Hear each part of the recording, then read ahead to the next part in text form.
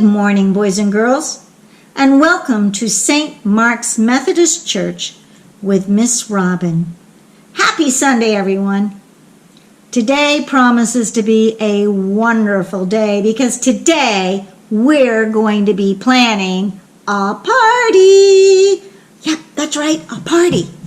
Now, the first thing we've got to do when we're planning a party is to decide what kind of party are we going to have. Can you guys shout out your answers and tell me what kind of party sounds like a lot of fun to you? Go. I'm listening. Oh. That sounds fun. Oh, that sounds very interesting. I love that idea. Great ideas, boys and girls. I heard a lot of great ideas for a party. I heard somebody say a costume party, a baby shower, a 4th of July party, a bridal shower, a slumber party, a Christmas party. I heard somebody say the Democrat and Republican Party. Are there some adults out there watching? I thought so. And birthday party. I heard a lot of shouts for birthday parties. I think we've all been to or had a birthday party of our own because that is a really exciting time to celebrate us, right? Well, when we have a party, the first job is to decide what kind of party we are going to have. So I want you to decide that in your mind. Since it's the month of October and the end of the month is Halloween, maybe you want to throw a Halloween party and wear costumes. That sounds fun. So once we've decided what kind of party we're going to have, then we have to decide what do we need for this party. Well, usually the first thing on people's minds when they're planning a party is, what kind of food are we going to have? Shout out what kinds of things you think would be great to eat at this party or drink. Let me hear that. Ooh, yummy, yummy. I love that. Oh, yeah, definitely. We cannot forget that. Well, boys and girls, I heard people say we should have hamburgers and hot dogs. And since this is a Halloween party, let's make those hot dogs look like fingers. Wouldn't that be exciting? I heard some people say we should have cupcakes. Oh, yum, I love cupcakes. I want to make some cupcakes that look like Frankenstein. Ooh, that's spooky. Or how about some candy? I'm going to get some lollipops that look like and decorate them like ghosts. Doesn't that sound fun?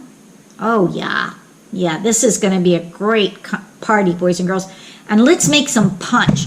And let's make the punch look like a witch's brew with steam coming out of it and it's all bubbling over. Ooh, and for a centerpiece, I think I'm going to take some water and color it red and put it inside of a surgical glove and freeze it in the freezer, and we'll put it right in the middle of our punch and it'll look like a hand crawling out of the punch. Doesn't that sound fun? Oh yeah, this is going to be a great party.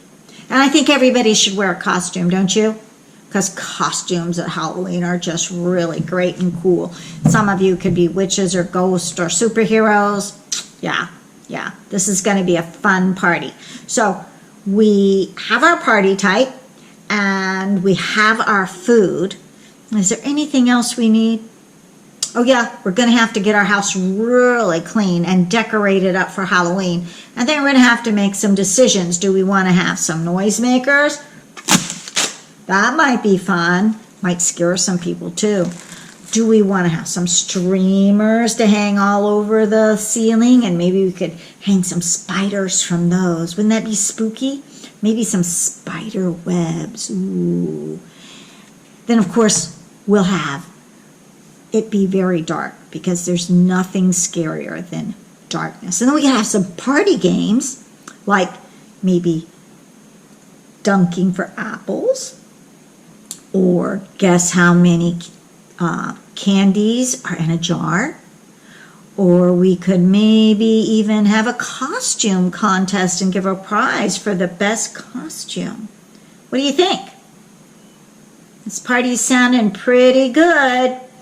Well, the last thing we need to do, or maybe the first thing we need to do, depending on who's planning the party, is send out invitations to the party. Let's invite all of our friends. Wait a minute. There's some people that I have as friends that don't get along very well with each other. I don't want any fighting at this party. I want everybody to have a really, really good time. So we'll invite all the very best and most special people to us, okay? Oh, this is going to be so much fun.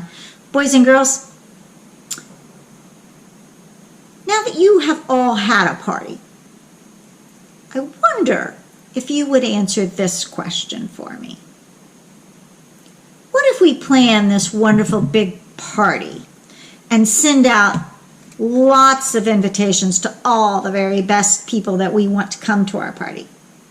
And the night of our party, after we have made our hamburgers and our hot dog fingers and our special punch with a hand crawling out of it and our wonderful Frankenstein cupcakes, and we've spent probably days getting our house all decorated and clean to make it look really spooky for Halloween. What if nobody shows up? How would that make you feel? That would just make me feel awful.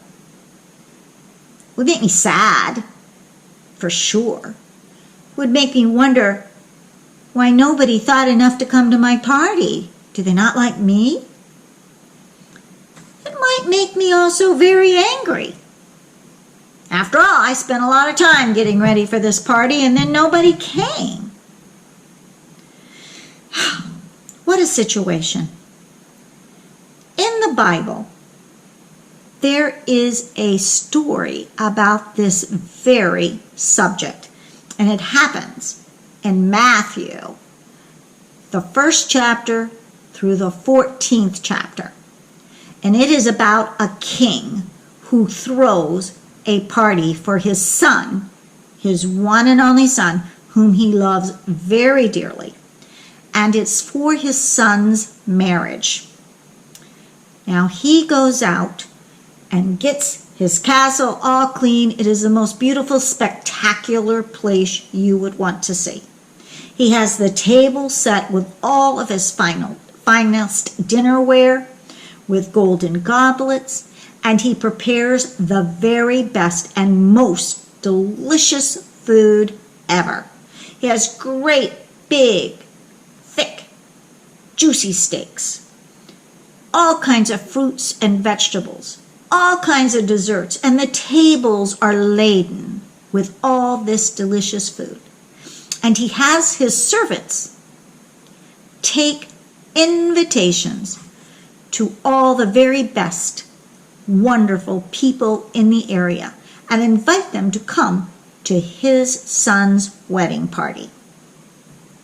Well, time for the party to happen. And guess what?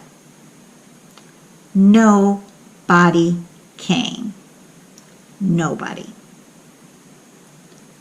Well, the king was pretty upset by this.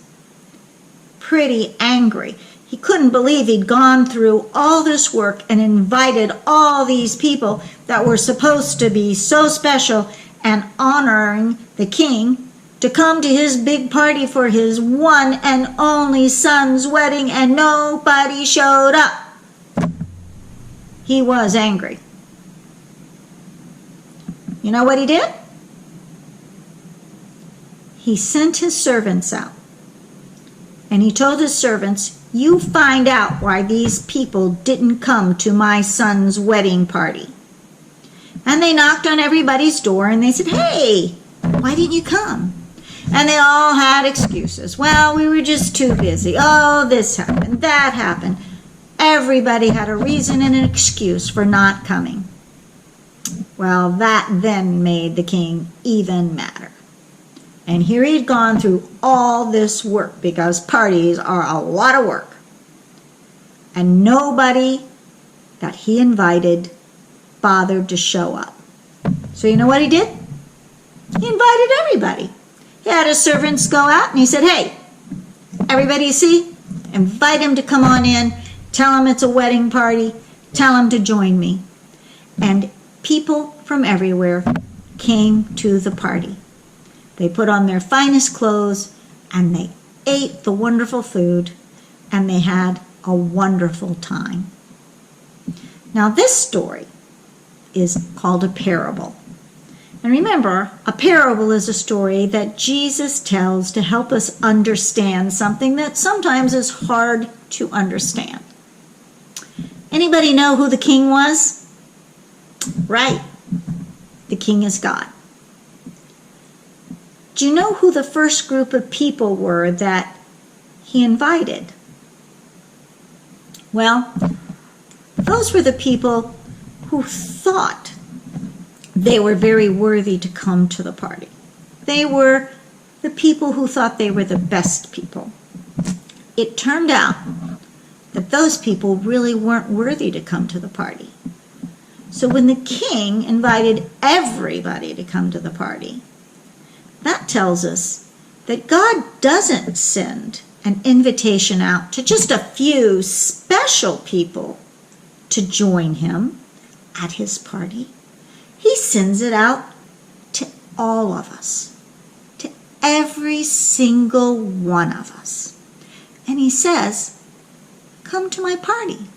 The party's going on in heaven. Come join me.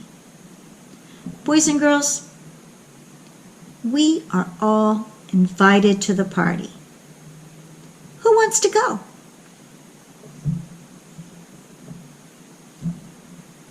I hope you want to join us. Let's bow our heads and say a prayer. Dear God, thank you so much for sending your son Jesus to invite us to your party. Because Jesus is our party invitation. Dear God, I pray that you make me worthy to come to that party. And all of these boys and girls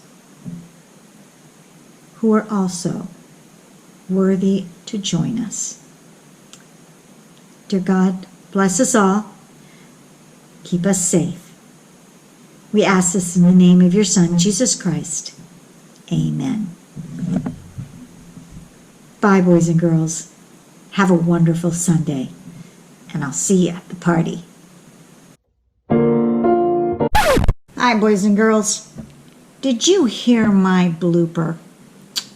I can't believe it. I was so excited about the party that I told you that the story about the king who threw the party came from Matthew chapter 1 through 14. That would be a pretty long story. I should have said that the story came from Matthew, the 22nd chapter, verses 1 through 14.